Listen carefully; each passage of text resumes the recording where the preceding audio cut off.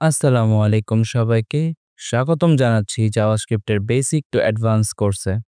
তো আজকের ভিডিওতে আমরা শিখব অ্যাডভান্স লেভেলের কিছু ফাংশনস, যেমন ক্লোজার্স, সেট টাইম আউট ফাংশন, তারপরে সেট ইন্টারভাল ফাংশন। তো ফার্স্টলি আমরা শিখে নেই সেট টাইম আউট ফাংশনটাকে। তো সেট টাইম আউট ফাংশন হচ্ছে জাভাস্ক্রিপ্টের একটা ইনবিল্ট ফাংশন, এন্ড আমরা এটাকে ইউজ করতে পারি যখন আমরা চাচ্ছি যে একটা কোড কিছুক্ষণ পরে রান হবে। তো এটার যে লেখার সিনট্যাক্স সেটা হচ্ছে আমরা ফার্স্টে লিখবো সেট টাইম আউট লিখবো, তারপর আমরা এখানে প্যারেন্থেসিসের মধ্যে বলে দিব এখানে একটা ফাংশন যাবে, তো আমি এখানে ফাংশন লিখলাম। তারপরে আমরা এখানে বলবো ডিলে ইন এমএস। তো আমি এখানে কি বুঝাচ্ছি আসেন আমি আপনাদেরকে বুঝাই। ফার্স্টে আমরা সেট টাইম আউট বললাম, তারপর আমরা প্যারেন্থেসিসের মধ্যে এখানে ফাংশন বললাম। ফাংশন মানে আমি বোঝাচ্ছি এখানে একটা ফাংশন যাবে, তারপর আমরা কমা সেপারেটরের মাধ্যমে এখানে বলে দিচ্ছি যে এই ফাংশনটা কতক্ষণ পরে যাবে, এন্ড এটা হচ্ছে মিলি সেকেন্ডে কাউন্ট করা হবে। তো আসেন আমরা দেখি। ফার্স্টে আমরা এখানে একটা অ্যারো ফাংশন নিয়ে নিব। অ্যারো ফাংশন নেওয়ার পর আমরা অ্যারো ফাংশনের মধ্যে বলবো যে console.log this message will appear after 5 seconds. এখন আমরা এখানে যেহেতু এটা মিলি সেকেন্ড ফরম্যাটে আছে, সেহেতু আমি এখানে 5000 দিয়ে দিব। 5000 millisecond is equal to 5 seconds. তো দেখেন এখন 5 সেকেন্ড পরে আমাদের এখানে ওই যে console.logটা ছিল সেটা কিন্তু প্রিন্ট হয়েছে। আমি আবার রিলোড করি। এখন দেখেন 5 সেকেন্ড ওয়েট হবে। ওয়েট হওয়ার পরে এখানে এই মেসেজটা দেখাবে। তো এটা গেল। এভাবে হচ্ছে আমরা সেট টাইম আউট ফাংশনটা লিখতে পারি। এখন ধরেন আপনি এই যে সেট টাইম আউট ফাংশনটা আছে, এটা চলার আগে এটাকে ক্লোজ করতে যাচ্ছেন। তো এটার জন্য আমাদেরকে যেটা করতে হবে, আমরা ফার্স্টে ভেরিয়েবল নেব, কনস্ট নামের একটা কনস্ট দিয়ে একটা ভেরিয়েবল নেব, বলবো যে মেসেজ। তো এখানে আমরা মেসেজ ভেরিয়েবলের মধ্যে আমাদের এই সেট টাইম আউট ফাংশনটা নিয়ে নিলাম। এখন এটা 5 সেকেন্ড হওয়ার পরে নাই হবে, মানে 5 সেকেন্ড যাবে, তারপরে এটা প্রিন্ট হবে, রাইট? তো আমি এখানে বলবো ক্লিয়ার টাইম আউট। তারপর এটার মধ্যে আমাদের যেই ভেরিয়েবলের মধ্যে এই সেট টাইম আউট ফাংশনটা আছে সেটাকে আমরা দিয়ে দিব। এখন দেখেন কি হবে। আমাদের এখানে আমরা রিলোড করি। রিলোড করার পরে 5 সেকেন্ড ওয়েট করব আমরা। এখন 5 সেকেন্ড ওয়েট করার পরেও দেখেন কোনো কিছু কিন্তু আসতেছে না। এখন না আসার যে কারণ সেটা হচ্ছে আমরা সেট টাইম আউট ফাংশন দিছি ঠিক আছে, বাট আমরা এখানে বলে দিছি ক্লিয়ার টাইম আউট। এখন এই ক্লিয়ার টাইম আউট জিনিসটা হচ্ছে আপনার কোনো সেট টাইম আউট ফাংশন, কোনো একটা specific set time out function যদি আপনি ক্লিয়ার অথবা ক্লোজ করতে চান, সেই ক্ষেত্রে ক্লিয়ার টাইম আউটটা ইউজ করতে হয়। তো ধরেন আমি এখানে কনসোল ডট না দেখিয়ে আমি এখানে একটা জিনিস দেখা যাচ্ছি, সেটা হচ্ছে অ্যালার্ট। এখন আপনারা জাভাস্ক্রিপ্টে আপনারা ওয়েবসাইটে অনেক সময় দেখবেন যে উপরে একটা জিনিস এরকম ভাবে ভেসে আসে অ্যালার্টের মতন। তো ওইটাকে জাভাস্ক্রিপ্ট দিয়ে আমরা কিভাবে করতে পারি আসেন আপনাদেরকে দেখাই। অ্যালার্ট নামে একটা জিনিস আছে। তো এই অ্যালার্ট হচ্ছে একটা ফাংশন, এন্ড এটার মধ্যে আমরা যদি কোনো কিছু দেই, ধরেন এখানে বললাম হ্যালো ওয়ার্ল্ড, তাহলে এই যে অ্যালার্ট ফাংশনটা আছে এটা করবে কি, আপনার 5 সেকেন্ড পরে দেখেন এখানে দেখেন একটা অ্যালার্ট টাইপ আসছে, মানে একটা অ্যালার্ট দিতেছে, এখানে লেখা আসছে হ্যালো ওয়ার্ল্ড। তো এখানে আপনারা যা কিছু দিতে পারেন, সমস্যা নাই। তো এভাবে আপনারা অ্যালার্টও ইউজ করতে পারেন। দেখেন এটা কিন্তু 5 সেকেন্ড পরে আসছে। তো সেট ইন্টারভালটা আমরা আসেন দেখে নেই। সেট ইন্টারভালটা কিছুটা এভাবে লেখে। ফার্স্টে আমরা সেট ইন্টারভাল যে কিওয়ার্ডটা আছে এটা ইউজ করব। তারপরে আমাদের একটা অ্যারো ফাংশন অথবা কোনো ধরনের একটা ফাংশন আসবে, হ্যাঁ, আর এই ফাংশনের যে ইন্টারভালটা সেটা এখানে আসবে। তো এখন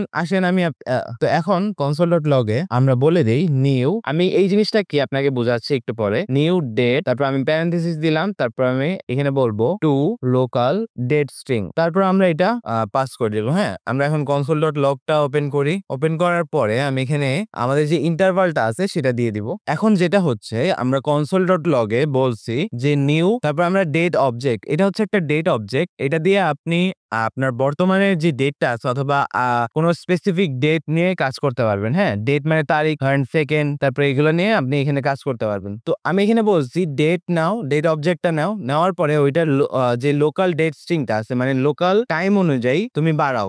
তো আমি এখানে বলছি set time out, set interval দিছি 1 সেকেন্ড পর পর। তো এটা কি করবে, প্রত্যেক সেকেন্ডে এটা হচ্ছে আপডেট হবে। তো দেখেন 21 সেকেন্ড ধরে এটা চলতেছে, এন্ড প্রত্যেক সেকেন্ড পর পর একটা একটা করে বাড়তেছে। তো এখানে যদি আমি সেকেন্ডটা দেখতে চাইতাম, তাহলে দেখেন এইভাবে করে আমি দিতাম গেট সেকেন্ডস, হ্যাঁ, তারপর আমি এখানে বলে দিতাম। তাহলে যেটা হইতো সেটা হচ্ছে আমরা প্রত্যেক আমাদের যে মিনিটটা চলতেছে, এখন ওই মিনিট অনুযায়ী কত সেকেন্ড আমরা এটা দেখতে পারতাম। তো দেখেন এখানে এখন 21 সেকেন্ড চলতেছে, 22 সেকেন্ড, এইভাবে করে বাড়তে থাকতো। তারপর ধরেন আপনি ইয়ার দেখতে চাইলেন, এই ডেট অবজেক্টটা দিয়ে আপনি চাইলে ফুল ইয়ার দেখতে পারবেন, সমস্যা নেই। গেট ফুল ইয়ার দিলে যেটা হবে, বর্তমানে যেই সালটা চলতেছে সেটা আমরা দেখতে পারবো। তারপরে আরেকটা জিনিস আছে, এই ডেট অবজেক্টের মধ্যে সেটা হচ্ছে এই দেখেন আমি আপনাদেরকে দেখাই get date get day get full year দিয়ে ফুল ইয়ারটা পাবেন আপনারা তারপর get hours get milliseconds get minutes get months get seconds এরকম ভাবে আরো অনেক কিছু আছে। হ্যাঁ, এখন আপনারা ধরেন গেট ডেটা দেখতে চাচ্ছেন। হ্যাঁ, আমি এখানে গেট ডে লিখে দেবো, তাহলে দেখেন এখানে ডেটা দেখাবে আজকে 4 নাম্বার দিন। এটাই হচ্ছে সেট ইন্টারভাল ফাংশন। মানে আপনি ফার্স্টে সেট ইন্টারভাল লিখবেন, লেখার পরে ফাংশন দিবেন, তারপরে জাস্ট আপনার কতক্ষণ পর পর এটা রিপিট হবে সেটার যে সেকেন্ড টাইম মানে মিলি সেকেন্ডে আপনি দিয়ে দিবেন। এখন ধরেন আপনি এটাকে ক্লোজ করতে যাচ্ছেন, কোন একটা সেট ইন্টারভাল ফাংশনকে আপনি ক্লোজ করতে যাচ্ছেন, সেই ক্ষেত্রে যেটা করতে হবে ক্লিয়ার ইন্টারভালের মধ্যে আমরা এখানে এটাকে একটা ভেরিয়েবলের মধ্যে নেই, এখানে বলে দিই ইন্টারভাল, তারপর আমি এখানে প্যারেনথেসিসের মধ্যে আমরা লিখে দিব ইন্টারভাল। তাহলে দেখেন এটা কিন্তু সাথে সাথে ক্লোজ হয়ে গেল। এটা কিন্তু এখন আর হবে না, কারণ আমরা এটাকে ক্লোজ করে দিচ্ছি, আমরা এটাকে ক্লিয়ার করে দিচ্ছি। তো এটাই ছিল হচ্ছে সেট ইন্টারভাল ফাংশন। এখন আমরা দেখব যে জাভাস্ক্রিপ্টে ক্লোজার্স কিভাবে কাজ করে এন্ড ক্লোজার্স মেইনলি কি জিনিস। যখন কোনো একটা ফাংশন তার নিজের যে ফাংশনটা আছে সেই ফাংশনের বাইরে কোনো ভেরিয়েবলকে মনে রাখতে পারে, সেটাকে মেইনলি ক্লোজার্স বলা হয়। তো এটা দেখানোর জন্য আমি আপনাদেরকে একটা এক্সাম্পল দেখাই। এখন আমি এখানে ফাংশন লিখবো, একটা ফাংশনের মধ্যে আমি এটা বলবো যে আউটার, ফাংশনের যে নামটা থাকবে সেটা আউটার, তারপর এখানে বলবো let count is equal to 0। আমি এখানে একটা ভেরিয়েবল নিলাম let count is equal to 0। তারপরে এইটার ভিতরে আমি এই ফাংশনটার ভিতরেই আমি আরো একটা ফাংশন নিব যেটার নাম হবে ইনার। তো এই ইনার ফাংশনের মধ্যে আমি বলবো যে কাউন্ট যেই ভেরিয়েবলটা আছে সেটাকে তুমি ইনক্রিমেন্ট করো বাই 1। তারপর আমি এখানে console.log কে বলবো যে কাউন্ট, মানে কাউন্টের যে নাম্বারটা থাকবে সেটাকে তুমি কাউন্ট console.log এর মধ্যে বলো। এখন আমরা যদি এটাকে একটা ভেরিয়েবলের মধ্যে নেই, কাউন্টার নামে একটা ভেরিয়েবলের মধ্যে আমরা যদি আমাদের আউটার যেই ফাংশনটা আছে সেটাকে নেওয়ার পরে আমরা যদি এটা কল করি তাহলে দেখেন এখানে 1 দেখাচ্ছে। তারপরে আমি যদি এটাকে আবার কল করি তাহলে এটা 2 দেখাবে, তারপরে এটা 3 দেখাবে। তো প্রত্যেকবার যখন আমি কাউন্ট করতেছি, মানে প্রত্যেকবার যখন আমি কল করতেছি, ফার্স্টে আমি বুঝাই যে এখানে মেইনলি হচ্ছেটা কি। তো আমরা এখানে ফাংশন নামে আউটার নামে একটা ফাংশন নিচ্ছি, নেওয়ার পরে এখানে একটা কাউন্ট নামের ভেরিয়েবল দিচ্ছি যেটার ইনিশিয়াল ভ্যালু হচ্ছে 0। তারপরে এটার মধ্যে আউটার ফাংশনের মধ্যে আমি আরো একটা ফাংশন নিচ্ছি যেটার নাম হচ্ছে ইনার। এখন ইনার ফাংশনের মধ্যে আমি এই যে কাউন্ট যে ভেরিয়েবলটা আছে সেটাকে অ্যাক্সেস করছি, বাট এটা তো সাধারণভাবে না হওয়ার চান্সেস ছিল। বাট জাভাস্ক্রিপ্টে আমরা কোন একটা ফাংশন তার বাইরে থাকা কোনো একটা ভেরিয়েবলকে অ্যাক্সেস করতে পারে। তো মেইনলি এই জিনিসটাকে লেক্সিক্যাল স্কোপ বলা হয়। এখন কাউন্ট যে ভেরিয়েবলটা আছে সেটাকে আমরা এখান দিয়ে অ্যাক্সেস করতে পারতেছি। তারপর আমরা বললাম যে এটাকে এক এক করে বাড়াইতে থাকবা প্রত্যেকবার, যতবার এটা কাউন্ট হবে, মানে যতবার এটাকে আমরাই করব যতবার এই যে ইনার ফাংশনটা রান হবে ততবার এটাকে রান করবা, মানে এটাকে এক করে বাড়াবা। তো আমি console.log এ আমাদের যে কাউন্টের ভ্যালুটা আছে সেটাকে আমরা মানে ভেরিয়েবলটাকে কল করে দিছি এখানে। তারপর আমরা এখানে বলছি কনস্টের মধ্যে কাউন্টার নামে একটা ভেরিয়েবল নিয়ে এখানে আমি বলছি আউটার, মানে আমাদের আউটার যে ফাংশনটা আছে সেটাকে আমরা পাস করে দিছি। এখন এটা পাস করার জন্য যেটা হয়েছে, প্রত্যেকবার যখন আমি কাউন্টার অবজেক্ট মানে কাউন্টার এই যে ফাংশনটা রান করব তখন ও করবে কি আউটার যে ফাংশনটা আছে এটাকে রান করবে।